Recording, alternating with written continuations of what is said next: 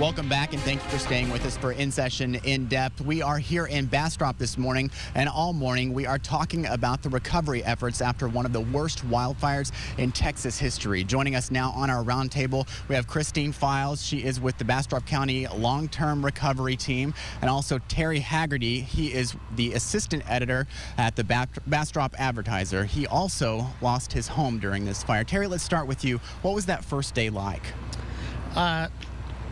Well, I was out actually in the Advertiser office there across the street when I heard the first fire call. I'm trying to remember, maybe little afternoon or closer to 1. And I got out there pretty quick, was able to get there up there on Texas 21 right before they closed down the road, and was able to shoot with the fire department for a while.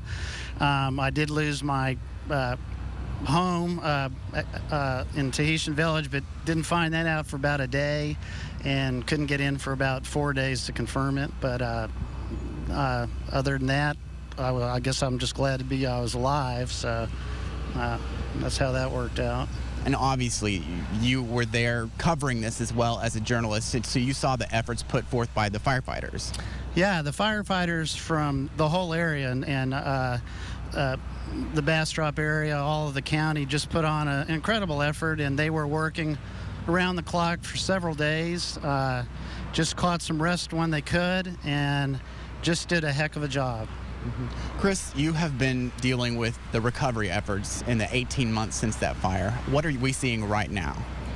Well, we're seeing a lot of homes rebuilt, is what we're seeing. Countywide, we're at about 50% of the homes are being rebuilt. Through the long-term recovery team, we're helping uninsured, underinsured, low-income individuals that don't have the resources to move forward with the recovery. So today we celebrate the 50th home that will have been rebuilt by the long-term recovery team. And next month, we're hoping that we will be celebrating the 60th home that will be rebuilt by the long-term recovery team. And that is really through the efforts of numerous faith-based organizations that have come into our community to assist us. And in particular, Mennonite Disaster Services, Christian Aid Ministries, both Mennonite building groups have been assisting us, as well as what they call the Nomads, which is a Methodist RVing group that travels around to disasters helping to rebuild homes.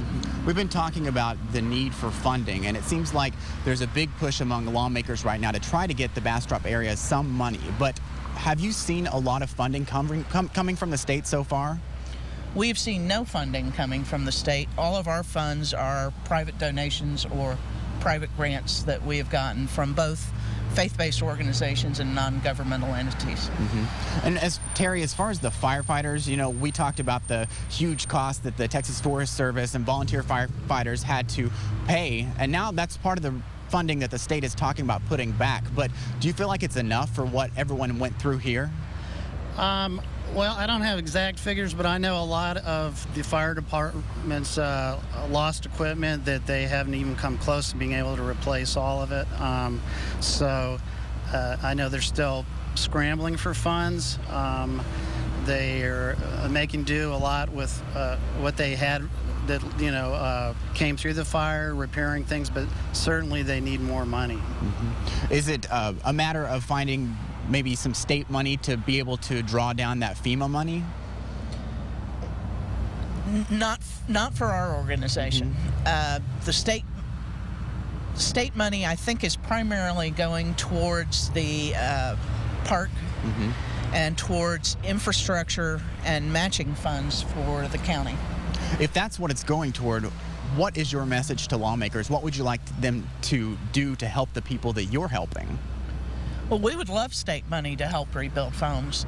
Obviously, the faith-based organizations, their funds, they took in initial wildfire funds, and their funds at this point have been pretty much depleted.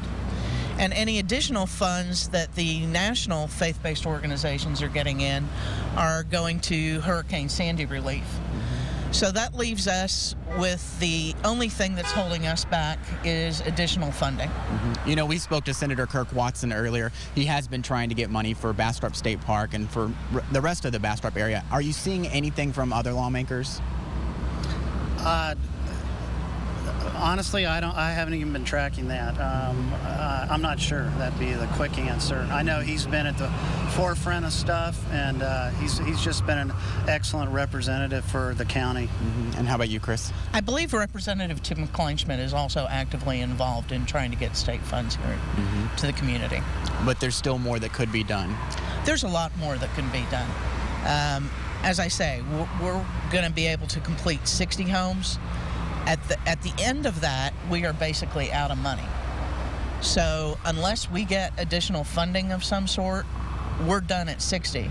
And we've got about 45 families that are still on a waiting list with us. So funds are everything here. If we don't get them, our job's done, and recovery stops. And recovery is not complete, but it stops for lack of funding. Terry, what's your situation now? I'm sorry, what's your situation now as far as your home?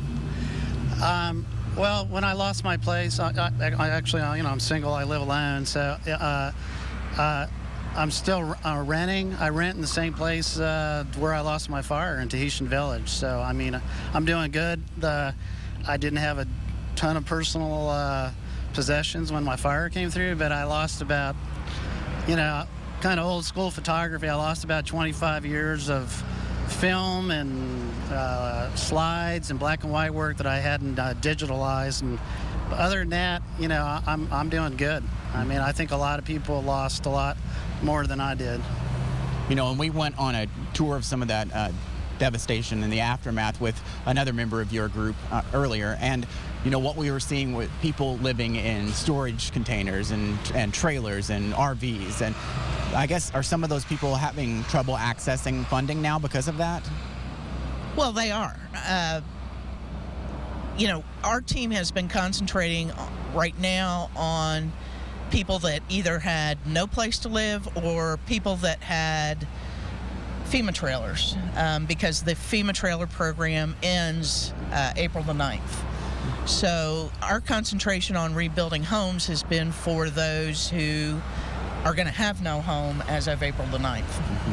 Well, I appreciate you speaking with us today. Thank you for letting us know what is going on here. And I'd also like to put a special thank you in for our production crew from KXAN for coming out to Bastrop this morning. And now we would like to ask you to engage with us. If you go online now to KXAN.com, go to the legislature section, and you will find our in-session page. There you will find my blog and how the legislative process works. And we want to connect with you as well. Feel free to email me at josh.hinkle@KXAN.com, or you can find me on Twitter at HinkleJ. Thank you for joining us for In Session In Depth. Have a great morning.